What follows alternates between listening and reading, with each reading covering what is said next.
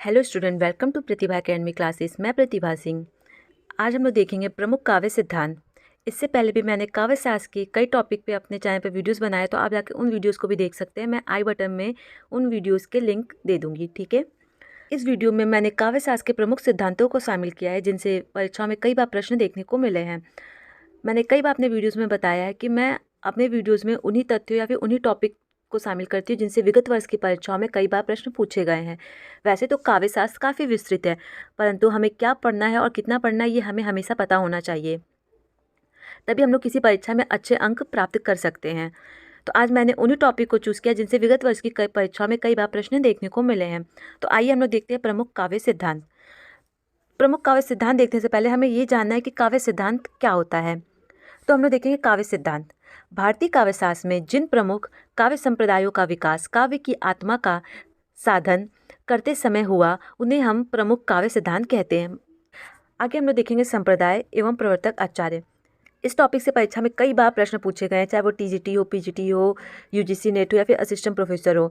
इन परीक्षाओं में हमें इस टॉपिक से प्रश्न देखने को ज़रूर मिलता है। तो आइए सबसे पहले हम लोग देखते हैं।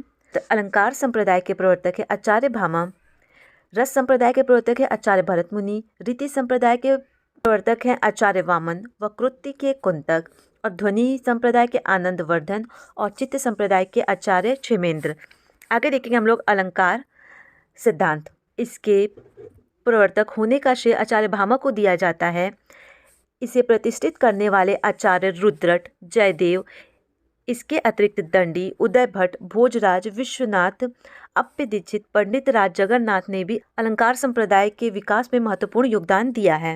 अब हम लोग देखेंगे कि अलंकार शब्द का अर्थ एवं परिभाषा। अलंकार शब्द कृत धातु से आलम उपपद जोड़ने से उत्पन्न हुआ है। इसकी व्युत्पत्ति निम्नलिखित मानी जा सकती है। अलकरोति इति अलंकार। अलंकारवादियों ने अलंकार को काव्य का प्रमुख तत्व स्वीकार करते हुए इससे काव्य की आत्मा के पद पर प्रतिष्ठित किया है। वहीं पे जो आचार्य वामन है, उनका ये आप तथ्य देखिए। मैंने कई बार अपने वीडियोस में बताया कि जब आप लोग मेरे वीडियोस देखते हैं तो साथ में पेन कॉपी साथ में लेके बैठा करें। बहुत सारे ऐसे तथ्य जो मैं अलग से आप लोगों को बताती हूँ। जैसे अब यहाँ पे वामन का एक कथन देखिए। वामन ने सौंदर्यम अलंकार अर्थात सौंदर्य ही अलंकार है को स्वीकार किया है, कि जो अलंकार है वो सौंदर्य ही है। तो ये कथन में कई बार परीक्षा में पूछा गया है कि सौंदर्यम अलंकार ये किसका कथन है। तो ये कथन आचार्य वामन का है। अब आचार्य रामचंद्र शुक्ल का ये कथन देखिए, काफ़ी महत्वपूर्ण है, कई बार परीक्षा में पूछा गया है, तो आप इसे ध्यान में रखिएगा। आचार्य रामचंद्र शुक्ल के अनुसार भावों का उत्कृष्ट दिखने और वस्तुओं के रूप, गुण और क्रिया का अधिक तीव्र अनुभव कराने में कभी कभी सहायक होने वाली उक्ति अलंकार कहलाती है। अब हम लोग देखेंगे अलंकार संप्रदाय का विकास। अलंकार काव्य का अनिवार्य तत्व नहीं है, वह केवल अस्थिर धर्म होता है जो काव्य में कभी होता है और कभी नहीं होता है। अलंकार काव्य का शोभा कारक धर्म नहीं, वह तो काव्य की शोभा में वृद्धि करने वाला तत्व है। काव्य का सौंदर्य है, रस और भाव है। अलंकार का गौरव इसी सौंदर्य की अभिव्यक्ति करने में है, ठीक है। तो जो अलंकार का सौंदर्य है वो क्या करने में है, जो अलंकार का सौंदर्य है वो रस और भावों की अभिव्यक्ति करने में है। आगे हम लोग देखेंगे अलंकार संप्रदाय का विकास। भामा। भामा अलंकार संप्रदाय के प्रवर्तक माने जाते हैं। सबसे पहले तो आपको ये ध्यान रखना है कि भामा किस संप्रदाय के प्रवर्तक है। तो भामा अलंकार संप्रदाय के प्रवर्तक है। इनके ग्रंथ का नाम है काव्यालंकार, जिसमें 6 परिच्छेद, 400 श्लोक और 40 अलंकार हैं। भामा के अनुसार अलंकार काव्य का प्राण तत्व है। वो कहते हैं न कांता मापी निभूष विभाति विनीता मुखम। ये कोटेशन काफ़ी महत्वपूर्ण है, तो आप इसे ध्यान रखिएगा। आगे हम लोग देखेंगे भामा के मत निम्नलिखित हैं। भामा ने अलंकार काव्य का प्राण तत्व है माना है। अलंकृत कथन ही काव्य है। भामा ने अलंकार और अलंकार्य में भेद नहीं मानते हैं। अलंकार मूलतः वक्रोक्ति है। रस भी एक प्रकार का अलंकार ही है। अब हम लोग देखेंगे दंडी। दंडी के ग्रंथ का नाम है काव्य दर्शन। काफ़ी महत्वपूर्ण आपको याद रखना है कि दंडी के ग्रंथ का नाम क्या है। तो काव्य दर्शन है, जिसमें 660 श्लोक हैं। भामा के समान दंडी भी अलंकार को काव्य की आत्मा मानते हैं। उनके अनुसार काव्य शोभा कारण धर्मन अलंकार प्रश्यन्ते। आगे हम लोग देखेंगे दंडी अलंकारों के मूल में अतिशयोक्ति को मानते हैं। उनके मत निम्नलिखित हैं। अलंकार काव्य का शोभाकारक धर्म है। अलंकार और अलंकार्य में भेद को दंडी नहीं मानते हैं। अलंकार का मूल अतिशयोक्ति है। वो वक्रोक्ति और अतिशयोक्ति में भेद नहीं मानते हैं। काव्य के अन्य अवयवों को भी वे अलंकार में समाविष्ट करते हैं। मतलब जो दांडी हैं वो काव्य के अन्य अवयवों को भी अलंकार में ही समाविष्ट करते हैं।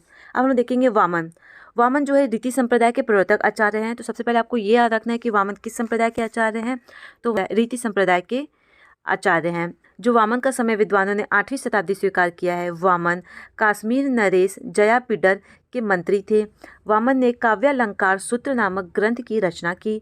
काव्यालंकार में सूत्रों की संख्या 319, ग्रंथ 5 और परिचय 2 में विभक्त है। वामन ने रीति को काव्य की आत्मा माना है। ये काफ़ी महत्वपूर्ण लाइन है। कई बार परीक्षा में पूछा गया है कि रीति को काव्य की आत्मा किसने स्वीकार किया है, तो वो वामन ने किया है। वैदर्भी, गौणी तथा पंचाली इन 3 रीतियों की कल्पना वामन करते हैं। आगे हम देखेंगे उदय भट्ट। उदय भट्ट अलंकार से संबंधित आचार्य हैं। इनका समय 8वीं शताब्दी का उत्तरार्ध माना जाता है। आचार्य उदय भट्ट ने काव्यालंकार सार संग्रह नामक ग्रंथ में अलंकारों का आलोचनात्मक एवं वैज्ञानिक ढंग से विवेचना किया है। आगे हम लोग देखेंगे रुद्रट। रुद्रट कश्मीर के निवासी थे। इनका समय 9वीं शताब्दी का पूर्वार्ध स्वीकार किया गया है। रुद्रट की रचना का नाम है काव्यालंकार। इस ग्रंथ में 16 अध्याय, कुल 734 श्लोक हैं। रुद्रट ने ही सर्वप्रथम वैज्ञानिक ढंग से अलंकारों को 4 वर्गों में बांटा है। तो इनके वर्ग को आपको ध्यान में रखना है, वो है वास्तव, उपमेय, अतिशय और श्लेष। आगे हम लोग देखेंगे आनंदवर्धन। आनंदवर्धन कश्मीर के रहने वाले। इनका समय 9वीं शताब्दी का उत्तरार्ध माना गया है। जो आनंदवर्धन है उन्होंने काव्यशास्त्र में ध्वनि संप्रदाय का प्रवर्तन किया। तो ध्वनि संप्रदाय के जो प्रवर्तक माना गया है वो माना गया आनंदवर्धन को। और जो इनका ग्रंथ है, इनके ग्रंथ का नाम है ध्वन्यालोक। ठीक है, तो आपको ये भी ध्यान रखना है क्योंकि ये ग्रंथ कई बार परीक्षा में पूछा गया है कि ध्वन्यालोक किसका ग्रंथ है, तो वो है आनंदवर्धन का।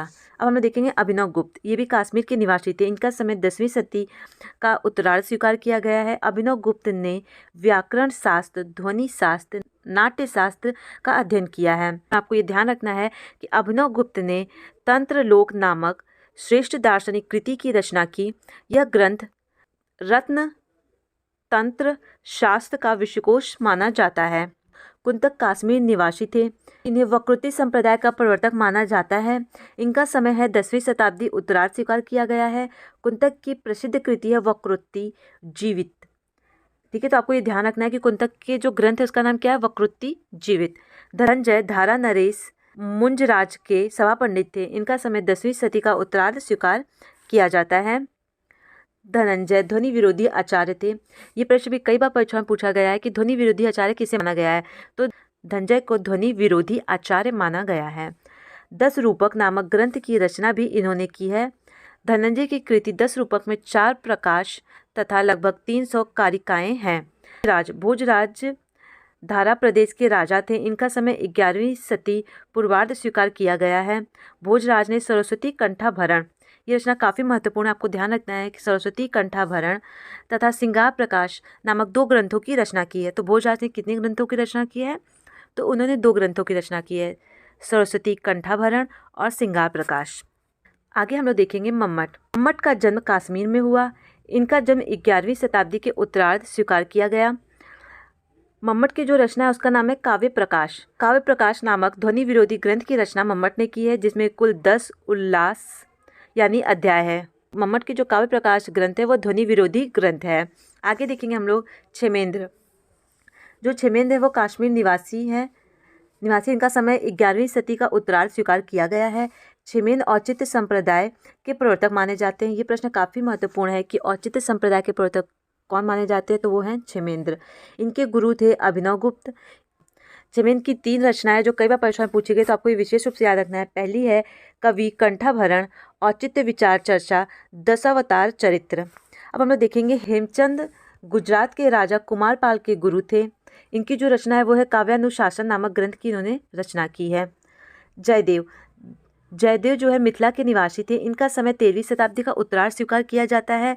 जयदेव की रचना है चंद्रालोक। जो कि कई बार परीक्षा में पूछा गया है। जो चंद्रालोक ग्रंथ है वो अलंकार शास्त्र की रचना देखने को मिलती है इस ग्रंथ में। जयदेव साहित्य के क्षेत्र में पीयूष वर्षा तथा न्याय के क्षेत्र में पक्षधर उपाधि से प्रख्यात थे। आगे देखेंगे हम लोग विश्वनाथ कविराज। विश्वनाथ का जो समय है वो है 14वीं शताब्दी पूर्वार्ध स्वीकार किया गया है।